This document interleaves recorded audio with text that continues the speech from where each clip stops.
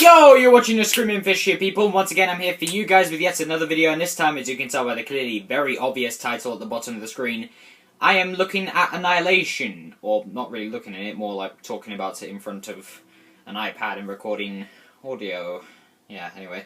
I really need to stop making jokes about how I make my videos, because, I mean, it's cringeworthy. Anyway, first off, I'm not dead.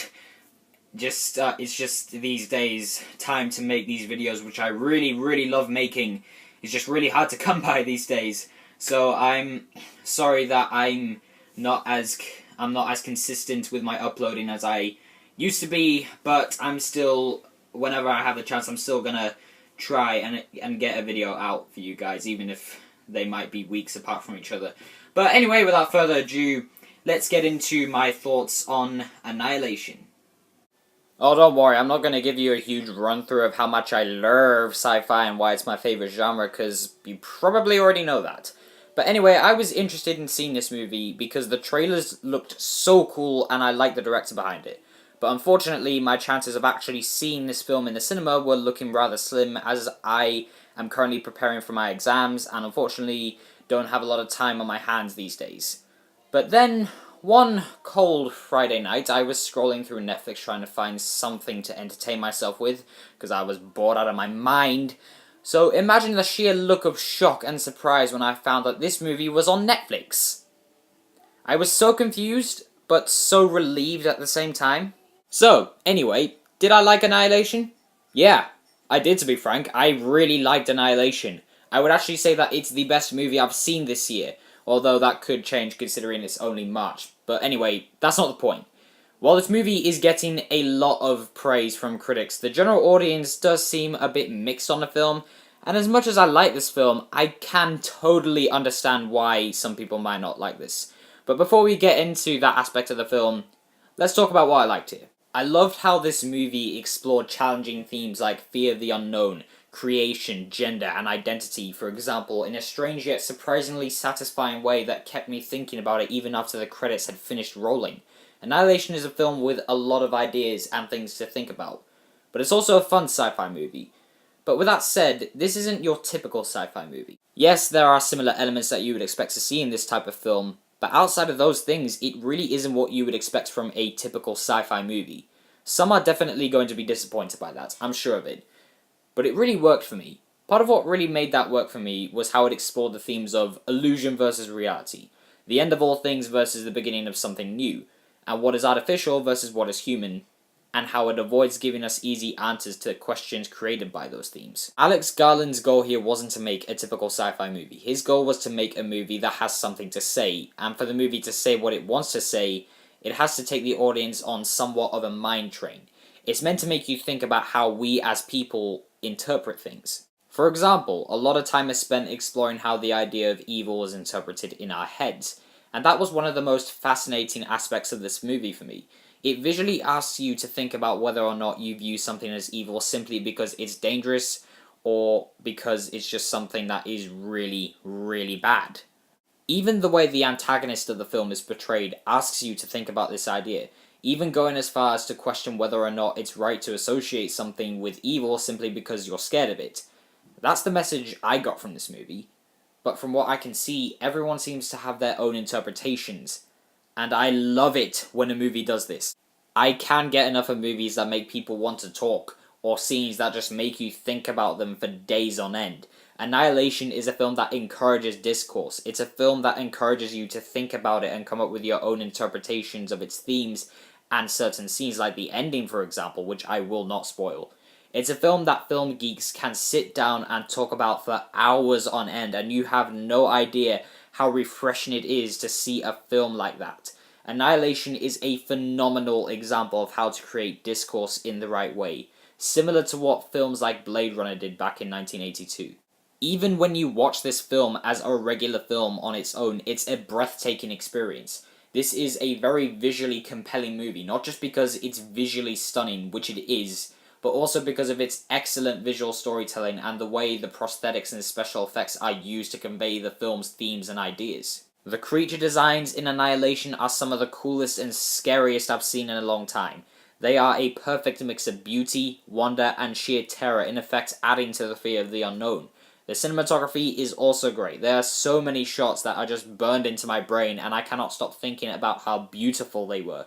The camera work in this film is truly amazing, and that is 100% thanks to the directing.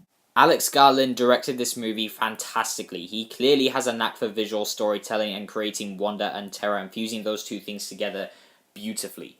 If I'm being perfectly honest, if I were a dude trying to break into the film industry, which I kinda am, and someone who wanted to work in sci-fi, people like Ridley Scott or James Cameron would be the people that immediately come to mind.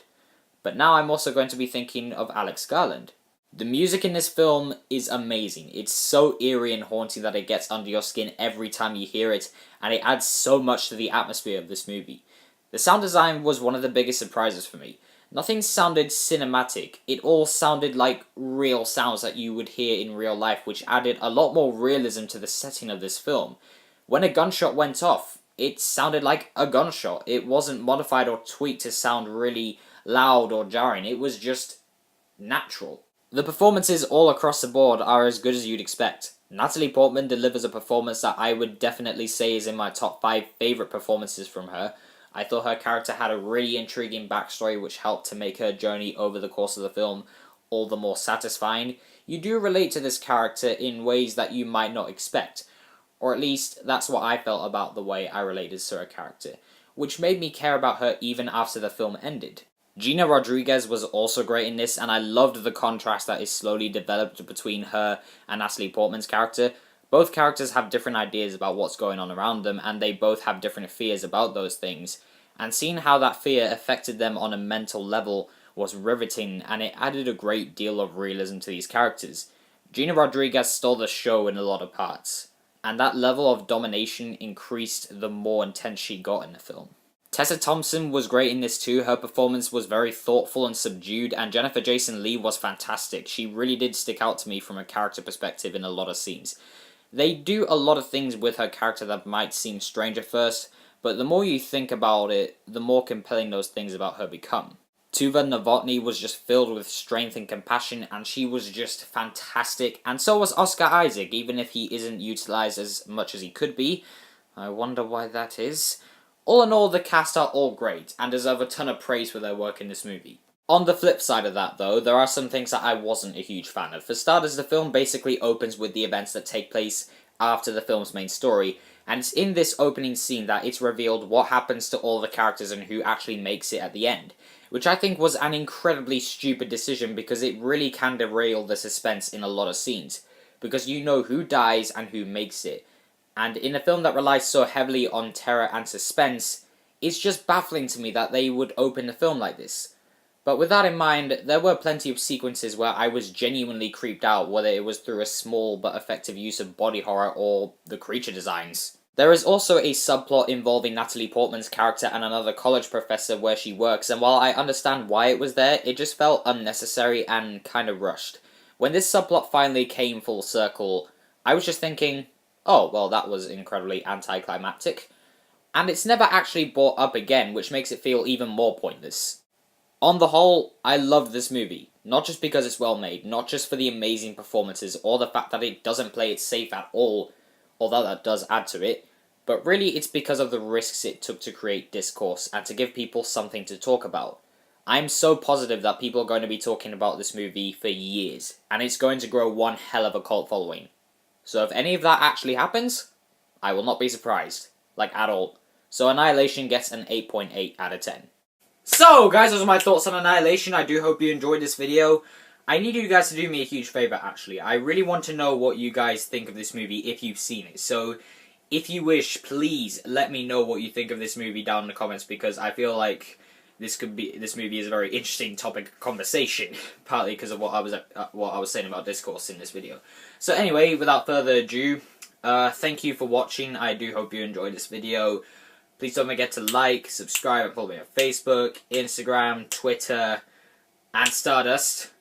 I think I got everything. I'm a bit rusty, you see, after, I think, nearly 3 weeks. But anyway, yeah, once again, I hope you enjoyed it, and I'll see you guys in the next one. So, assuming there's nothing else to say, bye!